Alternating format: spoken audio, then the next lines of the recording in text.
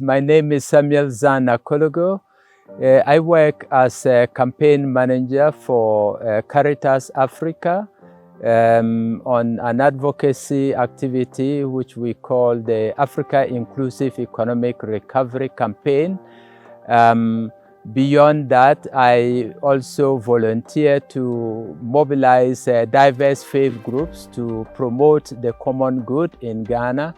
And generally, I'm happy my peers call me an apostle of Laudato Si, and I do all I can do to promote Laudato Si in understanding and action.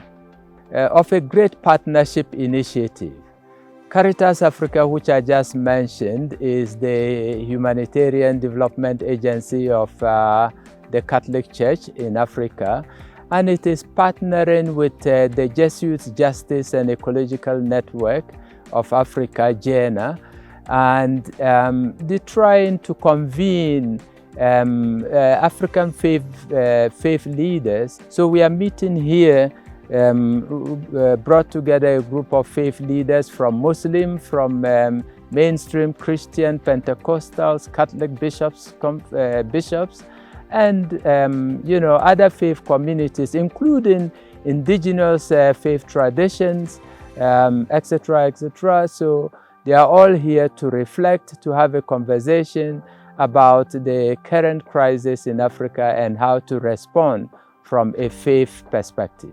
Of course, you know that contemporary issues mainly emanate from the COVID-19 crisis, but after the COVID-19 crisis, we have also had issues of the international political domain. The Russian-Ukraine crisis has worsened the situation in Africa. And of course, you know that we are also faced with other humanitarian crises of floods, of insecurity in some parts of the region. So these are all the crises, but of course it's now being compounded by the physical crisis. The physical crisis, the debt burden is increasing across Africa, and there is a reduction in social spending. And these are all. What is the solution? I cannot prescribe a solution per se, but we begin the solution with this conversation. We really think that faith leaders in Africa have a leverage, they have a clout, they have the convening power of powers that are in the secular domain and to influence public policy. So that's where we start with. We think that this convening and this conversation around the crisis will help bring about experiences of what faith leaders have done in the past, will reflect and even pray and ask for guidance on what needs to be done, but of course also to speak with a common voice. To do this, the faith leaders require capacity. And that is why one of our focus is to build the capacity of Africa faith-based institutions to be able to influence.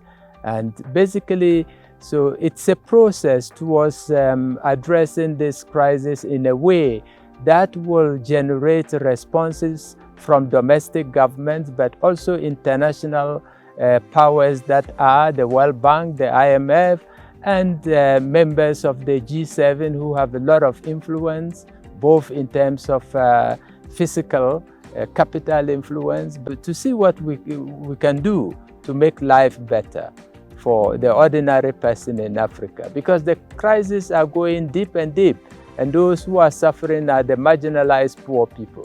As I said, this is a partnership initiative between Caritas Africa and JENA. I already said that JENA is the Jesuits Justice and Ecological Network of Africa, but we cannot do this alone. It's also with funding support from the Jubilee USA Network. And so let me use this opportunity to appreciate the partners who are contributing resources to allow this to happen in Africa. I thank you for the audience.